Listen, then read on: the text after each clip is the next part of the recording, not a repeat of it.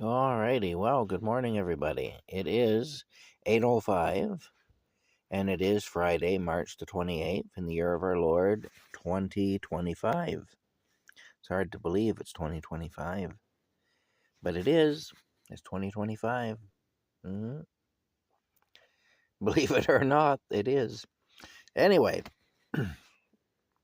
let's look at Rocky. We got to look at Rocky. We do.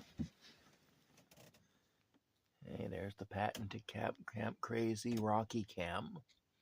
He's having a sleep there on his fish. I don't know what you can see, but he's in his box there having with his using. He uses his fish as a pillow. He does his stuffed fish. He loves that stuffed fish. One of his prized possessions. It is. Um, pardon my cough. We're supposed to get a bad storm later on. It was quite windy early this morning, like around 2 o'clock this morning. It was really windy. But that's died down now, but we're supposed to be coming in for freezing rain as of sometime later this afternoon or early in the evening. And that's supposed to carry over until Monday, early Monday. So that'll be interesting. Anyway, I'm not looking forward to that. Anyway, I saw a thing on Facebook, and this is the point of this video, really. I saw a thing on Facebook there where the politically correct woke crowd or whatever is trying to. There's a big thing now where they're trying to turn it into a positive thing to be regarded as woke. And one of the things they brought up was DEI, which is diversity, equity, and inclusion. Now, here's a good example of how that bunch uses gaslighting. They gaslight you. Because what they said was that those who are not like-minded with them, people like myself, that we should be forced not to say DEI, but to say all the words: diversity, equity, inclusion. And then we should be required to explain which of those we are against and why. Because, of course, diversity, equity, and inclusion all sound really good. Look, I mean, I'm not like-minded with them, and even I think those are really nice-sounding words. Here's the issue, though, with diversity, equity, and inclusion. Okay, to start with, we're living in a diverse world. We know that, whether we like it or not. Now, personally, I don't have an issue with living in a diverse world, despite what people in that camp would think of people like me. I'm not a bigot. I don't hate people for being different than me. I acknowledge that there are differences. Not everybody's the same. I don't have an issue with that. I'm okay with diversity. But even if I wasn't, even if I was somebody who hated anybody who isn't just like me and therefore didn't like diversity, even if I was, say, the Grand Wizard of the Ku Klux Klan, I would have to acknowledge that diversity exists and it will exist whether I like it or not. In fact, if it didn't exist, there'd be no Ku Klux Klan. Because what would they be going against? There'd be no reason. There'd be nothing to hate. There'd be nothing to be against if we were all the same. So even people who hate diversity know that there's going to be diversity. So that's the first thing. We're going to have diversity regardless. Nobody can take credit for it. Nobody can take the blame for it. It just is what it is. We are going to have diversity. Equity. I'm all for equity in the sense that I think everybody should start out not being handicapped by society. And what I mean by that is we shouldn't be in a situation where society affords opportunities based on superficial things like race, for example, where society says if you're of this race, you're going to have opportunities that people of this race will not have. You know, so I'm good with equity in that sense that we start out with a level playing field. I think equity is good in that sense. However, the people in that other camp that are trying to shame people like me for being against DEI as a program, they want to not look any deeper into it than that. But the problem is, what they want is equity of outcome. So they don't want equity in the sense that it's a level playing field. They want equity of outcome. So regardless of how hard you work, regardless of how well you apply yourself, regardless of all that, whether you're an honest, hard-working, intelligent person or a garden variety slug, just a dishonest person, a thief, a liar, a manipulator, lazy, stupid, willfully stupid, not stupid due to no fault of your own, but willfully stupid, just a completely ignorant, lazy type person, and ignorant of your own volition.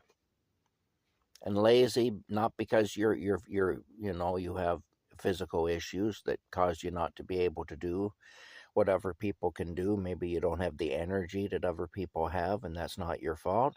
That's not what I'm talking about. I'm talking about lazy. You could get up off your arse and do something, but you won't because it's easier not to. They want everybody to have the same outcome, and they consider that equity. I don't. I consider that unfair, and I consider that a disincentive. Why should anybody work hard to get ahead when we have a system that's set up in such a way that it makes no difference? You're going to get the same outcome as the common garden variety slug. Sits on his couch, watches sports, and eats potato chips all day long. Doesn't do anything. Doesn't care to do anything. You're going to get the same outcome as that guy, no matter what you do. Well, why would you bother? People need an incentive. People need to have something to shoot for. They need to have a dream to achieve. And that's what inspires people to work hard and to do better. Because they want to achieve something. They want to achieve a certain quality of life. They want to achieve a certain quality of life for their family. When they pass away and leave this world, they want to leave something behind for their children. Other than a basement full of fast food containers and a stained couch. They want to actually leave something of value to their kids. And so as far as I'm concerned, as long as we have an even playing field, which is good, I consider that equity, to have an even playing field. But, we should not have equity of outcome. We should have equity of opportunity, but not equity of outcome. And unfortunately, the people in the other camp believe that everybody has a right to equity of outcome. I disagree with them there. That's so by their standards, then I would be a racist or some other such thing. Now, I don't even bring race into it. I don't care what color you are. I don't care what race you are. I think there should be a level playing field across the board, regardless of what race you are. Everybody should have equal opportunities. See, the issue back in the old days, especially, was that certain races were automatically handicapped. Just because you were born into a certain race, you were handicapped. You were at a disadvantage. Well, that wasn't right. That shouldn't have happened. And I don't support that. Now, these people in the other camp would tell you I do, and people like me do, but they're wrong. At least in my case, they're wrong, and I suspect in the case of a lot of other people, they're wrong. They claim that Donald Trump is a racist. Yet Donald Trump, if you look at what he's done in his business practices and so on, he's actually done a lot to level the playing field so that everybody has an equal opportunity. Um, you know, so I can't see it that way. I don't think he's a racist myself. I don't see that. But however, and I don't think I'm a racist either. I think there should be a level playing field for everybody. And when I say everybody, I mean everybody. And so that would be the opposite of racism. I just don't think we're all entitled to the same outcome, regardless of the effort we put in. That's all. And I think to do that is dangerous because what happens is it breeds mediocrity.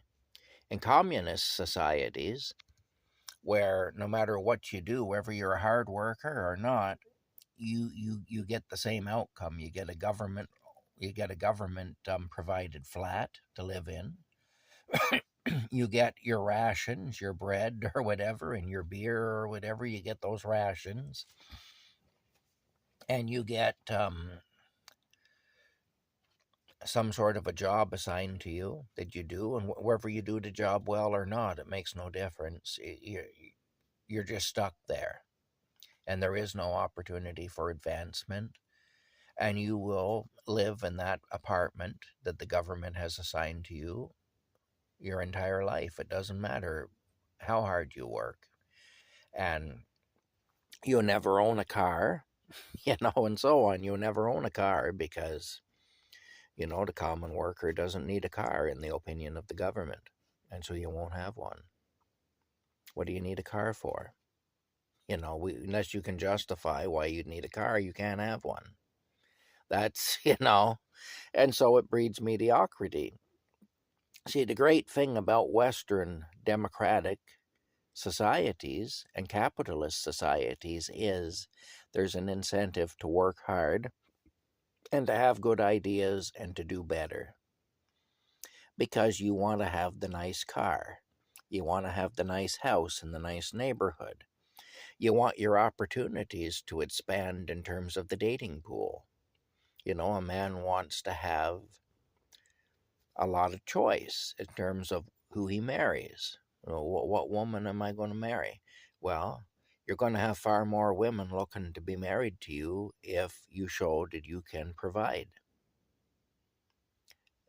So the guy who works hard and applies himself is going to have more opportunities in the dating pool than the sluggard, or than the common variety garden slug that just sits on his stained up couch eating Cheetos and watching movies or playing video games or whatever.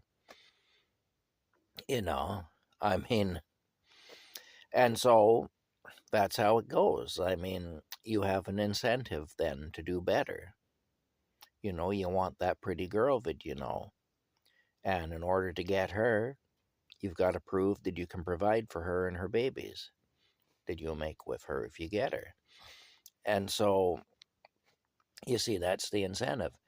In places where that incentive doesn't exist, then you get mediocrity. And what happens is those societies inevitably collapse because their economies collapse. Because in order for an economy to thrive and do well, there has to be a lot of hard work, and there has to be new ideas.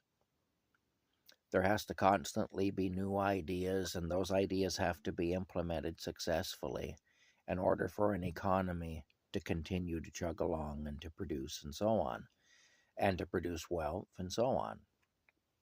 You see. And so,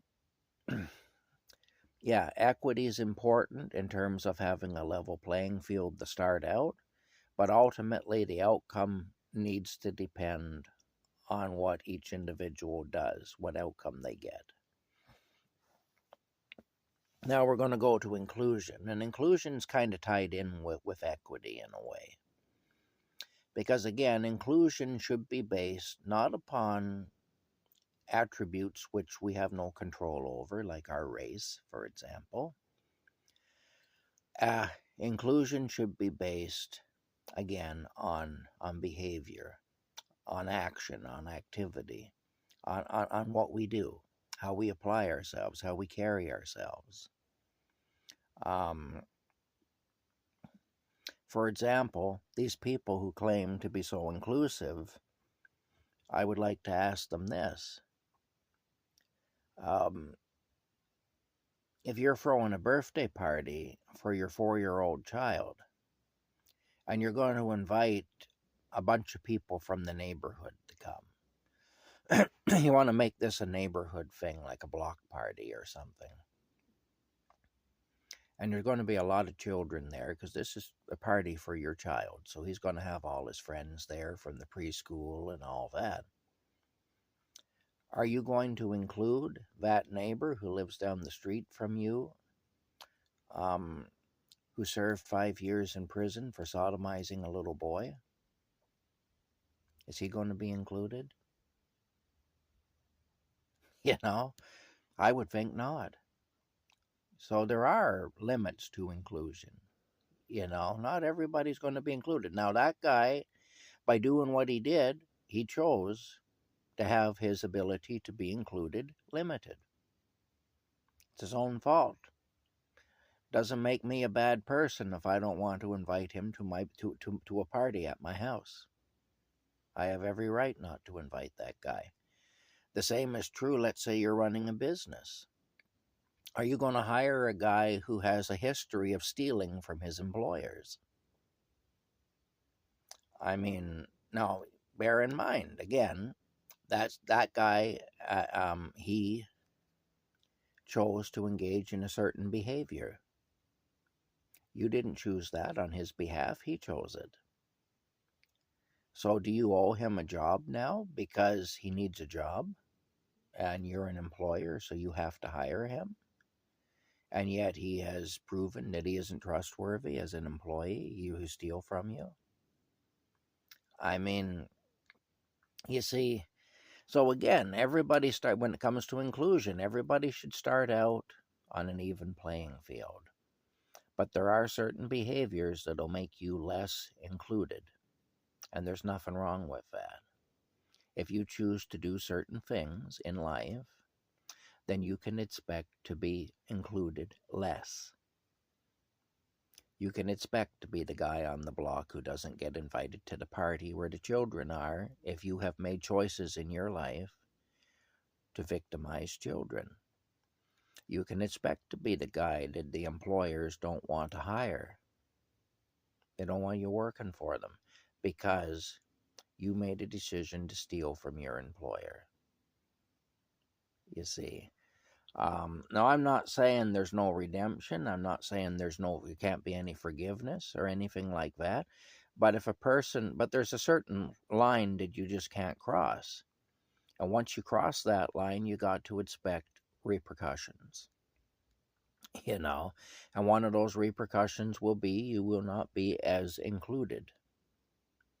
But again, it seems that the crowd in that other camp, they don't want your behavior to factor into it. So everybody should be included no matter what. And if you don't include somebody, it's because you're a hateful bigot. Well, I mean, look, I'm a white guy. I know white guys I wouldn't include. I know white guys who are pedophiles, or I know for a fact that they are pedophiles. I know white guys who are thieves. I know white guys that if I was running a business, I would not hire them because they're thieves. I also know there's a couple of black guys I know who are thieves too, and I also wouldn't hire them. Now, is that because I'm a racist? Am I a hateful bigot because there's a couple of black guys I have known over the years who I would not hire if I was running a business? No, it doesn't, because it doesn't mean that, because My reason for not hiring them isn't because of their race. It's because of their history. It's because of what they've done, that I know they've done, and I know they've done it. One of those individuals stole from me, actually stole from me. So, I mean, I know the guy is a thief. I would not hire him if I was running a business and looking to hire employees. And so, because I wouldn't want him stealing from me and I wouldn't want him stealing from my customers. It's bad for business to have people stealing from your customers that work for you. It's bad for business. I wouldn't want that, so I wouldn't hire him. Now, like I say, there's a lot of white guys I wouldn't hire either. There's a native Indian guy who I wouldn't hire because he's a thief. Somebody I know in this community who's a thief, and he's a native Indian. I would not hire him. Again, not because I'm a bigot, but because he's a thief. He made choices to do a certain thing. He went down a certain road, and that road leads to a destination. And unfortunately, that destination, part of that is that you don't be included as much, that you limit your opportunities to be included. But see, the key to that is you limit your opportunities to be included if you engage in certain behaviors. You start out with an even playing field, and then you limit your opportunities by what you do. And so, again, I don't look at it like I should hang my head in shame because I wouldn't hire that guy to work for me. Because my reason isn't that he's a native Canadian. My reason is because he's a thief. That's what it is. That's what it is. And so, like I say, and there's lots of white guys I wouldn't hire to work for me if I was running a business for the same reason. Because they're light-fingered, they're dishonest, they can't be trusted. I know quite a few. See, I'm a white guy myself, and I'm living in a predominantly white community, so most of the people I know are white. So it stands to reason most of the people I know that I would not trust are white. Just for that reason. I don't think that we as white people are disproportionately dishonest or anything. It's just in my world, most of the people are white. But like I say, of the people of other races I've known, there's a few of them too that I wouldn't trust because they've proven to me they can't be trusted. That doesn't mean I just distrust the entire group. Say, oh, well, you're the same color as that thief, and therefore you must be the same as him. No, because if that's true, I'm the same color as some thieves in this area, so maybe I shouldn't be trusted. Because there's plenty of white people around here who you can't trust. So, I'm white, maybe I shouldn't be trusted. I would have to apply the same prejudice thinking to myself if I was going to go that way. And in order to be logical and reasonable, I would have to. The bottom line is, though, those of us who are against diversity, this diversity, equity, and inclusion program, aren't against it because we're against diversity, equity, and inclusion. We're against it because it tends to want to mitigate personal responsibility, and it tends to want to create an uneven playing field where certain people have an advantage over others right from the start, regardless of what they do, due to things that are not within their control. And also because equity of outcome creates mediocrity, and mediocrity is death, basically. If you want your society to die, if you want your economy to die, and so on, breed mediocrity, And the other thing, too, about the DEI program is that it actually promotes a form of reverse racism. Because what it does is it says that the white people are no good. Well, some of us aren't. But the same can be said of other people, too, in other races. Every race has people who are no good. And every race has people who are good. And the same is true for the white people like myself. Not all of us are good.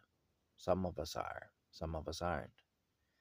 Um, but it does create, it's pushing basically a reverse racism thing.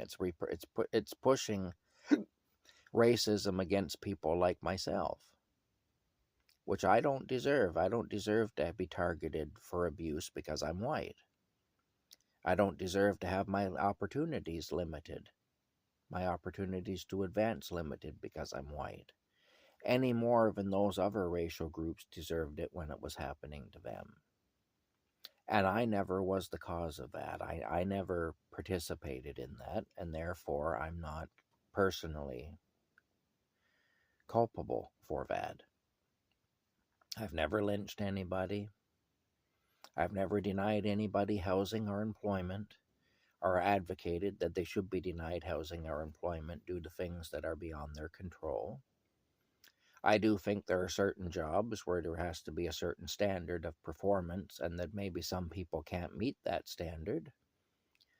Uh, you know, there's jobs that I can't do because I couldn't meet the standard. There's jobs that I can't do because I'm not smart enough and because I'm not physically strong enough, and so on. And that's just how it is, you know.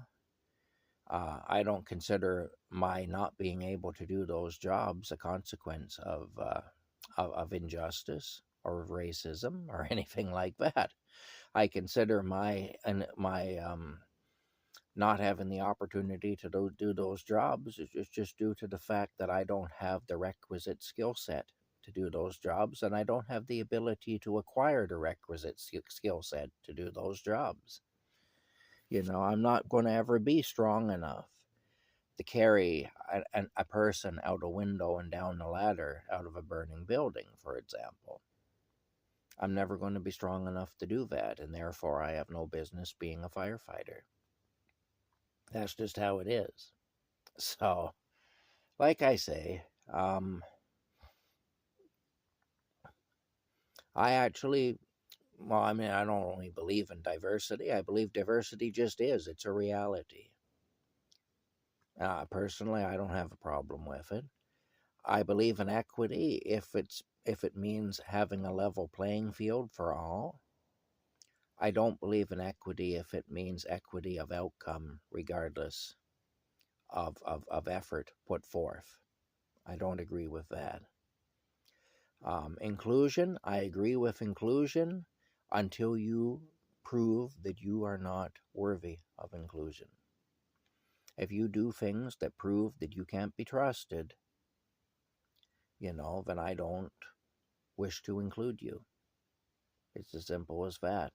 But that's a choice. That's a choice that a person makes. We all make that choice every day. Are we going to go down that road or not? Are we going to be somebody who's worthy to be included, or are we not? Are we going to be somebody who's actually worthy of being excluded? And so, yeah, I like I say, that's my mentality when it comes to the DEI program that's taught in schools and so on. I don't think it's good to shame people for being white, which tends to happen with that program. I don't think it's good to have an unequal playing field in any regard or for any reason. I think that we got to have an equal playing field. So I'm for equality, at least in that sense. I'm not for equality when it's interpreted that a level playing field means that everybody is entitled to the same outcome. No, you got to work for your outcome. Whatever outcome you work for, that's the outcome you will get. You know. And if you work to be somebody who's worthy of being included, if you're a trustworthy, honest, hardworking, straightforward person, then I believe you should be included. I don't care what color you are. I don't care what gender you are. I don't care what orientation you are or anything else. But if you work at being basically just a snake in the grass, somebody who can't be trusted, well then, you're worthy of exclusion, and that's what you'll get from me. And again, I don't care what color you are or anything else. I care about the fact that you're somebody I can't trust. And if you come into my life and you'll be a force for good in my life, I'll be a force for good in yours. But if you come into my life and you bring toxicity and you bring negativity and you bring nastiness with you, I'm going to use those same things to repel you. I'm going to push you away because I don't want that. And I'm entitled to that. And it isn't because I'm a racist, and it isn't because I'm a homophobe, and it isn't because I don't believe in a level playing field, and it isn't because I don't believe in inclusion. It's because I have to protect myself from negative things in a world, in a really a dangerous and perilous world. I have to protect myself. We all have to do that. If I come into your life and I bring all kinds of crap with me, you have a right to protect yourself from that. Again, it all comes down to choices. What do we choose to do? That's all. If you choose to do negative things, you get negative results. And that's nobody's fault but your own, provided that you're given an equal and level playing field to start. And I do advocate for that. Anyway, that's it. That's all I've got to say on that issue.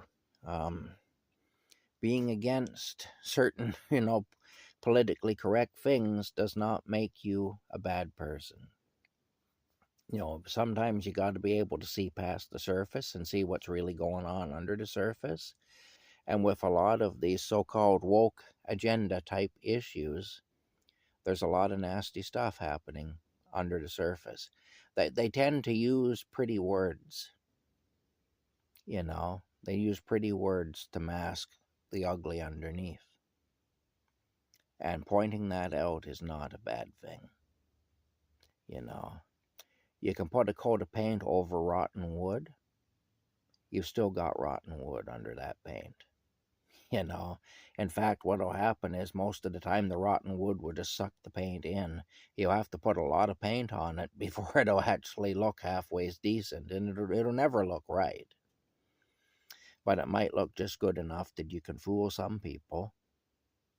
The thing is, you won't fool me because I'll go over and I'll actually tap on that wood. Is this good wood? If I tap on it and it's rotten and it starts to fall away under my knuckles, I'll say, okay, you've just put a coat of paint over some rotten wood is what you've done here. There's more paint here than wood. That's the thing, and that's what I find with a lot of these so-called woke agenda things like DEI, diversity, equity, and inclusion. Basically, what they've done is they put a beautiful coat of paint over rot. That's what they've done. Anyway, that's it. We'll talk to you later. Oh, wait a minute. There's Rocky. Again, there he is. Pretty nice little guy. Indeed, with the patented Camp Crazy Rocky cam. There he is, sleeping. All right. Bye for now.